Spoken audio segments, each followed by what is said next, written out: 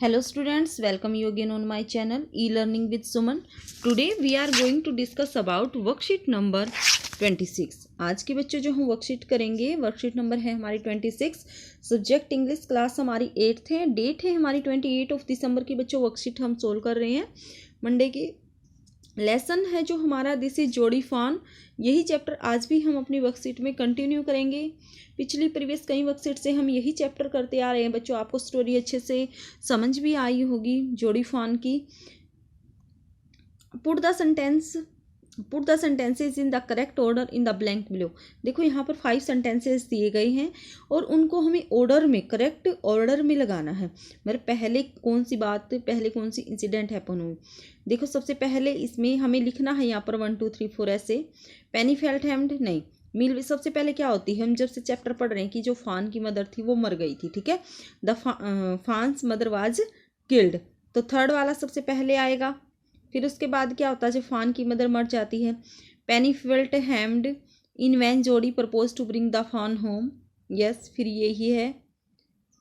Millville offer to give a right to Jody, find the Jody sent Millwheel back, Jody mother was stunned at what Jody had said, yes. फिर इसमें 5 है कि जब वो permission लेनी चाहता है जोड़ी की मदर तो एकदम से वो स्टन्ड होती है कि जोड़ी क्या कह रहा है।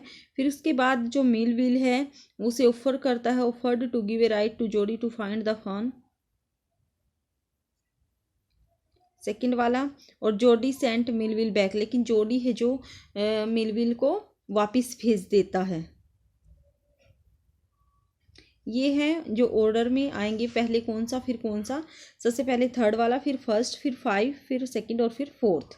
अब बेटा नेक्स्ट देखो, आगे हम चैप्टर कंटिन्यू करते हैं। जो हमारा चैप्टर आया part 2, read the following passage from the lesson. देखो आपको ये दिखाई दे रहे होंगे जो बजर्ड्स हैं, बाज जिसे हम बोलते हैं, और ये कारकेसिस, जो डेड कारकेसिस, डेड एनिमल्स बॉडी होती है, उनको ये प्रे करते हैं, उसका शिकार करते हैं। He waited for the sound of the hooves. अब तक का हमारा जो चैप्टर हो चुका था कि उसने जो जोड़ी था मिलविल को वापस भेज दिया था। मतलब उस अब खुद वो जाना चाहता था, क्योंकि वो अपनी जो फीलिंग थी कि भाई जोड़ी अगर उसे फान मिल जाता है वो वाली फीलिंग, और नहीं मिलता तो वो वाली फीलिंग भी वो उसके साथ शेयर नहीं करना चाहता था, सीक्रेट रखना चाहता था। He waited for the sound of the hooves to end. फूज, वो जो था घोड़े की आवाज़, वो घोड़े की जब तक उसे मतलब आवाज़ आनी बंद नहीं हो जाती तब तक वेट करता है। Then cut to the right, और फिर राइट टर्न ले लेता है। द स्कर्ब वाज स्टिल, झाड़ियाँ थी, ज़्यादा घनी झाड़ियाँ थी। Only his oven crackling of twigs sounded across the silence. Only, अब कुछ दिखाई नहीं दे रहा, मतलब कुछ सुनाई, ओनली किसकी साउंड आ रही थी, जैसे वो चल रहा था तो जो ट्विग्स वगैरह थी जो वो साउंड ही बन पा रही थी। The scrub that was in front of him stood still, only the sound of a few twigs, only the sound of a few twigs could be heard in the silence. इस इतनी silence थी कि जो twigs की sound थी सिर्फ वो ही सुनी जा रही थी। अब जोड़ी को डाउट होता है, जोड़ी डाउटेड फॉर ए सेकेंड। जोड़ी को डाउट क्या होता है, he wondered, he doubted for a instant, for a minute, उसे किस चीज़ के लिए डाउट होता, for a second. If he had mistaken his direction, कहीं उसने गलत डायरेक्शन तो नहीं अपना ली। Then a buzzard rose in front of him, फिर एक बड़ा सा, a large bird like a vulture, ठीक है, एक गिद्ध के जैसा पक्षी उसके सामने आता है। फ्लटर्ड इनटू द एयर, मतलब फ्लटर करता हुआ, अपने पंख फैलाता हुआ। Buzzard sat in a circle around the carcass of the doe, वो जो जोड़ी है वो ओक के पेड़ के नीचे आ जाता है। Buzzard sat in a circle, और फिर देखता है कि जो ये वल्चर, लाइक वल्चर बर्ड्स थे जो, वो क्या कर रहे होते हैं, कार्केसिस ऑफ डो, जो डो का शरीर था उसके चारों तरफ इन्होंने सर्कल बनाया हुआ था, बैठे हुए थे। They turn their heads on their long scrawny neck and hissed at him, उन्होंने अपनी, वो टर्न करते हैं, अपना सिर उठाकर देखते हैं। जब वो जोड़ी को देखते हैं तो लंबी लंबी जो उनकी गर्दन होती है। They sat in a circle around the doe that lay dead, फिर वो क्या करते हैं, दे लुक्ड एट हिम, वो जो बाज हैं, ये जो गिद्ध हैं, ये किसकी तरफ देखते हैं बच्चों, जोड़ी की तरफ देखते हैं, अपना सिर उठा के। Laid on their long neck and hissed at him, और उस पर मतलब हिच करना स्टार्ट करते हैं, ऐसे आवाज़ निकालना स्टार्ट करते हैं। He threw his bow at them, फिर जोड़ी क्या करता है, एक बो उठाता है, वो होती है पेड़ की थोड़ी लंबी सी टहनी, लंबी टहनी, okay. And they flew into an adjacent tree, जब वो उन पर टहनी फेंकता है तो वो उड़कर नियर बाय, मतलब ये जो एडजेसेंट है इसका मीनिंग होता है नियर बाय, तो ये एक ट्री के नियर बाय चले, मतलब एक ट्री के पास चले जाते हैं। The scent showed large cat print but the big cat killed fresh. अब जोड़ी को क्या दिखाई देते हैं कि जो सेंट जो रहा वहाँ रेत था, वहाँ पर एक बिग कैट के प्रिंट भी थे, एक बड़ी बिल्ली के मतलब प्रिंट भी थे। And they had left the door to the carrion birds, लेकिन बिग कैट को शायद कोई और फ्रेश अपना प्रे मिल गया होगा। They had left the door to the carrion birds, और इन कैरियन बर्ड्स के लिए वो डो को छोड़ गए। He parted the grass at the place, अब जोड़ी क्या करता है, ही कौन है यहाँ पर, जोड़ी है। जोड़ी क्या करता है बच्चों, घास को हटाता है जिस स्थान पर उसने फॉन को देखा था उस दिन। It did not seem possible that it was only yesterday, it did not seem, लेकिन ये पॉसिबल नहीं था कि जो कल जिस जगह पर था वो आज भी उसी जगह पर मिलेगा। द फान वाज नॉट देयर, जो फॉन था वो वहाँ पर नहीं था आज। ही सर्कल द क्लीयरिंग, उस जगह को वैसे साफ करके भी देखता। देयर वाज नो साउंड, वहाँ कोई साउंड, नो साइन, ना कोई साइन थे।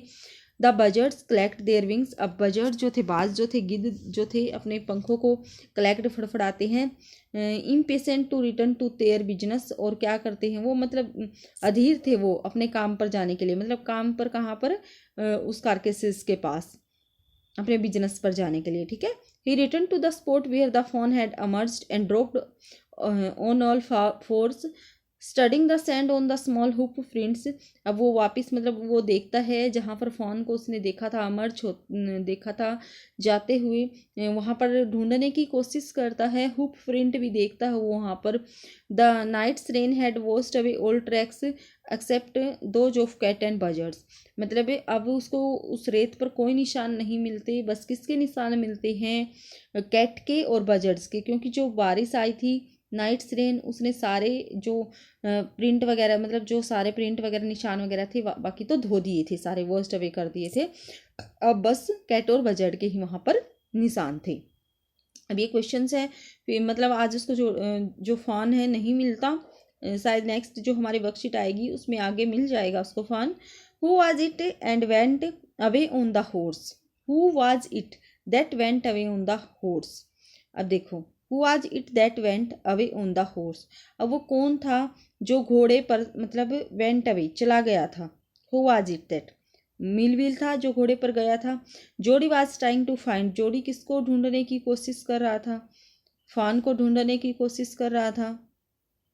जोड़ी had come to the place where there was a stream of water he had seen the fawn, he Jody had come to the place, वो स्थान पर जाता है जहाँ पर उसने फान को देखा था, तो राइट ऑप्शन इसमें है ही had seen the fawn. Jody got rid of the buzzards by throwing his bow, मतलब जो टहनी है वो उन पर फेंकता है और बजट से छुटकारा पाता है, उड़ जाते हैं फिर वो, ठीक है। Whose footprint did the scent show, अब रेत में किसके फुटप्रिंट दिखाई दे रहे थे, बजर्ड्स के, फान के या बिग कैट्स के, बिग कैट्स के। What did the buzzards do on the seeing Jody, buzzards क्या करते हैं जोड़ी को देखकर, hissed at him. Why did the buzzards collect their wings, अपने पंखों को क्यों कलेक्ट करते हैं, टू गिव जोड़ी डायरेक्शन, जोड़ी को डायरेक्शन देने के लिए, to return to their business, अपने काम पर लौटने के लिए, ठीक है, अपना प्रे पर खाने के लिए। Find a word from the above extract which means near by, near by देखो यहाँ पर एक वर्ड आया था, मैंने उसका मीनिंग बताया भी था तब, ये रहा यहाँ पे ADJACENT, एजेंट, एजेंट होता है ये, ADJACENT,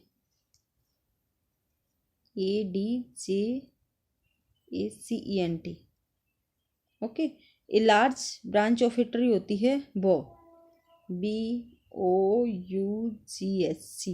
देखो बो तो होती है large branch of a tree, और जो ट्विग होती है, ट्विग वर्ड भी आया है, वो होती है स्मॉल ब्रांच ऑफ ट्री, मतलब सबसे छोटी, ठीक है, और बो सबसे बड़ी। तो ये थे बच्चों जो आज की आपकी वर्कशीट आई है, एक बार फिर मैं आप इनको आंसर है जो लगा देती हूँ। Bough, big cat, hissed at him, और to return to their business, और इसमें आएगा हमारा एडजस्ट, और इसमें a large branch of a tree bough. Okay,